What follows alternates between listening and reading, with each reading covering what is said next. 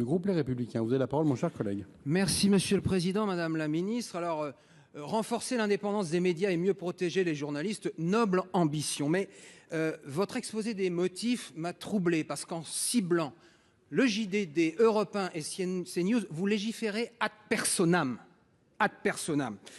C'est bien moins chevaleresque. Alors, vous convoquez les grands principes, la liberté d'expression. Alors, au passage, c'est l'article 11 et non pas 10 de la Déclaration des droits de l'homme et du citoyen. Un bon journaliste doit vérifier ses sources, un bon législateur aussi. Cette liberté d'expression, vous la redéfinissez autour d'une espèce de vérité absolue, très inquiétante, parce qu'elle ne peut que ressusciter la censure et elle nie la spécificité de la presse d'opinion. Alors oui, il y a toujours eu des noces prodigues entre la presse et la politique.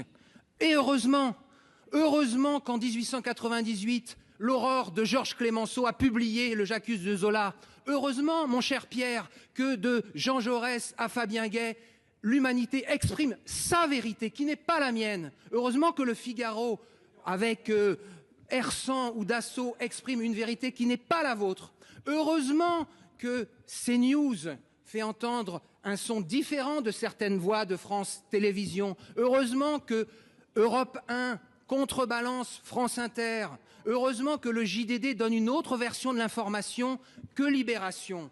Mes chers amis, personne n'a le monopole du cœur et personne ne peut s'arroger celui de la pureté d'une presse d'opinion. Dans une démocratie, le droit au désaccord est fondamental.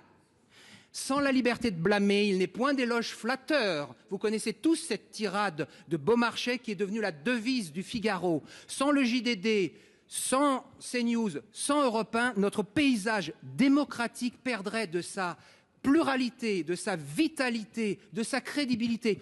Un tout petit peu de bleu à côté du blanc et du rouge nous fait beaucoup de bien.